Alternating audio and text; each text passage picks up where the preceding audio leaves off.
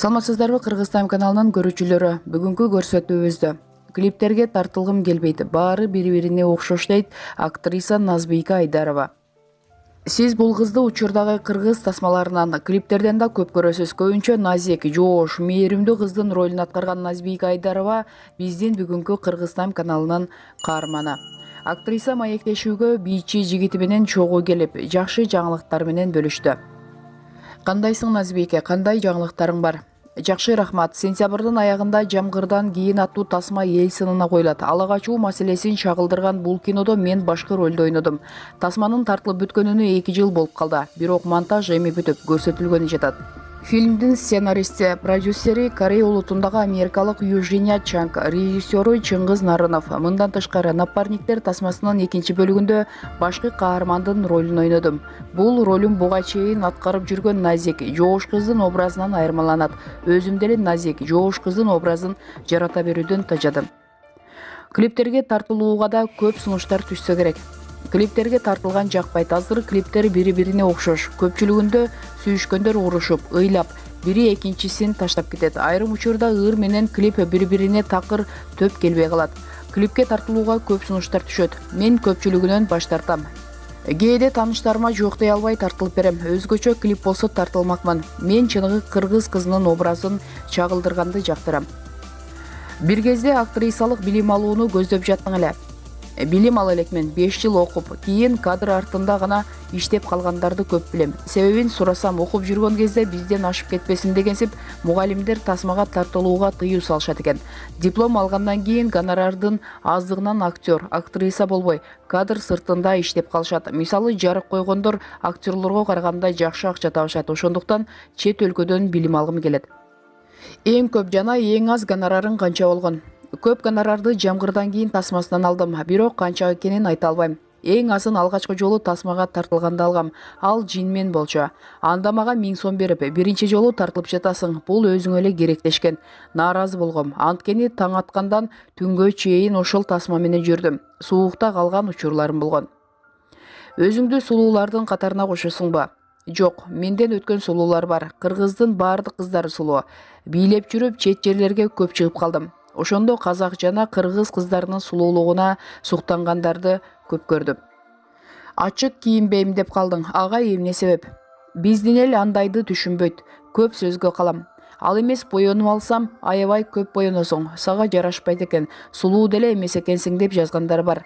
Жамгырдан кийин тасмасында сойку кыздын ролун ойношум керек болчу.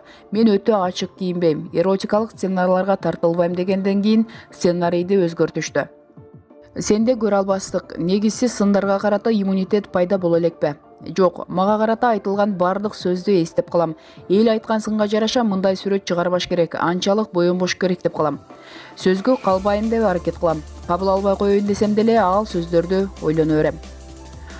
Апаң силерди жалгыз тарбиялаганын айтып каласың. Атасы менен чогуу жашабай калгандар ата мээримин башка эркектерден издейт дешет. Сенде да ошондойбу? Атамды акыркы жолу бала бакчадан көргөм. Андан кийин жазганда, чалганда эмес. Башкалардын атасы чалат, жазат, же дем алыш күндөрү балдарын алып ойнотуп келет. Бизде андай болгон жок. Бул анын каалоосу болуш керек. Демек биз менен байланышкысы келбеди. Керек болсо бизден кабар алмак. Ооба, мен ата мээримин башкалардан издейм. Инимден, байкемден мээрим күтөм. Апаң тууралуу айтып берчи. Экөөңөр окшошсуңарбы? Апам экөөбүз эки башка адамбыз. Апам жоош, бирөө таарынса жооп кайтара албай калат. Таш менен урса, аш менен ургандар бар го. Апам ошондой. Мен андай эмесмин. Бирөө мага жаман сүйлөсө, мен да жаман сүйлөйм. Беттен алыш керек болсо, беттен алам.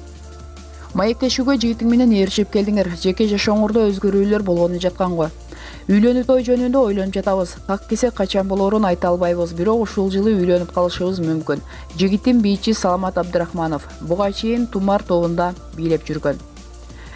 Жакшы, экөөңөр кантип табышып калдыңар эле? 4 жылдан бери таанышпыз. Алгач дос катары сүйлөшүп, жолугуп жүрчүбүз. Кыз жигит болуп сүйлөшө баштаганыбызга 1,5 жыл болуп калды. Алгач таанышканда эле экөөбүздө тең сезимдер ойгонуптур. Аны кийин билдик. Бирок экөөбүз тең бири-бирибизге айткан эмеспиз. Саламат сезимдерин, эмоцияларын ичине катып жүргөн жигит. Анын сүйүнгөнүн, капа болгонун өзүң сурамайынча биле албайсың. Ошентип ал сезимдерин айтпай жүрө берди. Мен болсо кыздар биринчи айтпайт деп күтүп жүрдүм. Саламат чет өлкөгө көп чыкчу. 2 жыл мурун Германияга көп убакытка кетип калды. Ошондо анын айтышын күтүп жүрө бербей, өзүм сезимдеримди билдирүүнү туура көрдүм.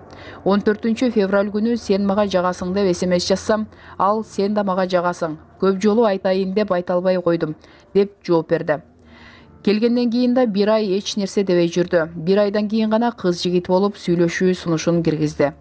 Саламаттагы кайсы сапаттар сени өзүнө тартты? Саламат акылдуу, токтоо, таза, тыккан, эмоциясын билдирбеген жигит, ошонусу менен жагат. Жардам сурасам эч качан баш тартпайт. Бирөө жакшы көрбөсө, сен аны көбүрөөк жакшы көрө бересиң го. Башында Саламат мени байкабай жүргөндөй сезилгендиктен сезимим күчөп кетсе керек деп ойлойм. Мына шуну менен бүгүнкү берүүбүз жыйынтыкталды.